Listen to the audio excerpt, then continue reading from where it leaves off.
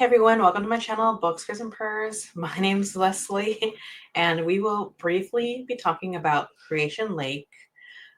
This is to fulfill a prompt for my interview with a vampire-inspired readathon, and we're covering the character Madeleine for 2 months. We're almost drawing to a close, and so we're fulfilling the prompt. Madeleine's entangled in a nefarious scheme, and so Creation Lake is authored by Rachel Kushner. The narration is also done by the author, and this is published last year in 2024. It's about 416 pages, and this is part noir crime novel and part anthropological musing. um, this author has also published The Flamethrowers and The Mars Room. And this particular book was also two-time National Book Award finalists. With all that said, to wrap this up kind of quickly, I am going to refer to a synopsis from Amazon because I don't think I quite wrapped this book up on my own. So the protagonist is a female secret agent, middle-aged woman by the name of Sadie, and she's sent to France. And also, we don't know a lot about this character, by the way, throughout. So I think that also gives an opportunity to not really be sure like how much to trust the narration. So she introduces herself to a rural commune of French subversives, whom she is keeping tabs on, and to her lover, Lucien, a young and well-born Parisian she has met by cold bump, making him believe the encounter was accidental. Like everyone she targets, Lucien is useful for her and used by her. Sadie operates by strategy and dissimulation. It kind of goes on from there, and she starts to follow this like shady character. And I'll leave it at that. There's so much more that's going on to this. I'm gonna leave it short, and there's a reason for that. I was really in the mood for like a hard-boiled crime thriller, and I think my thinking, excuse me, going into this book was that that's what I was gonna get. And I didn't really feel like I got that completely. This feels more like it leaned on the anthropological side. And I feel like if I had known that going in, had like a better idea of that, I may have enjoyed this book better. I just don't think I was really like in the mindset for it. And it's so weird because, like, for instance, something that I really love about Anne Rice's work, again, with like that first book, Interview with the Vampire, is yes, it's a bunch of books about vampires, but so much of it is just musings about like what is life, what is good and evil. It's like a platform to talk about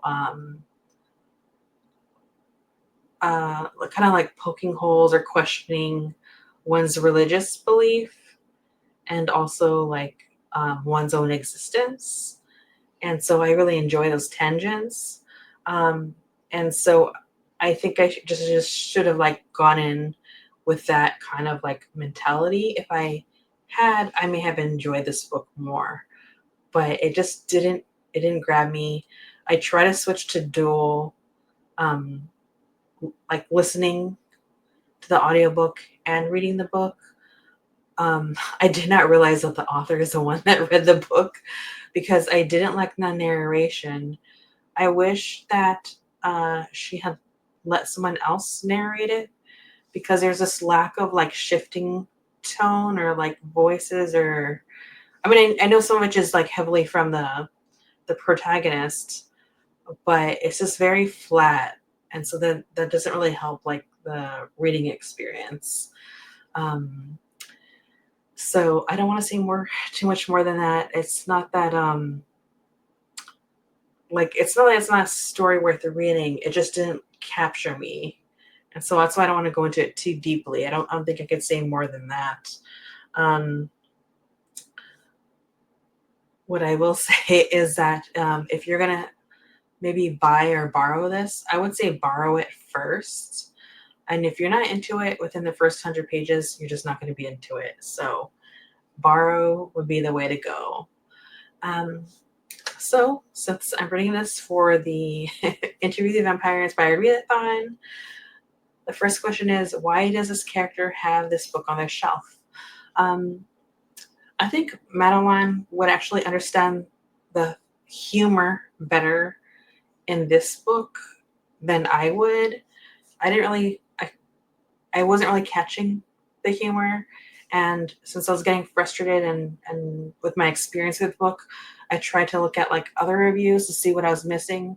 And someone like mentioned like the sense of humor. I'm like, and I just realized like it was going over my head. So that's a whole other thing. But again, like there's just like a lack of like a particular tone to this that I just also wasn't gelling with. And the character definitely finds themselves like in over their heads. So I think there's this idea that Madeleine would be able to connect with this, not necessarily because she put herself in a position, but I think kind of like how she got swept up in something, but also Claudia did as well, right? So I think that's something that she would connect with. And so it was a little bit of it was another bummer amongst all the other bummers I've been reading.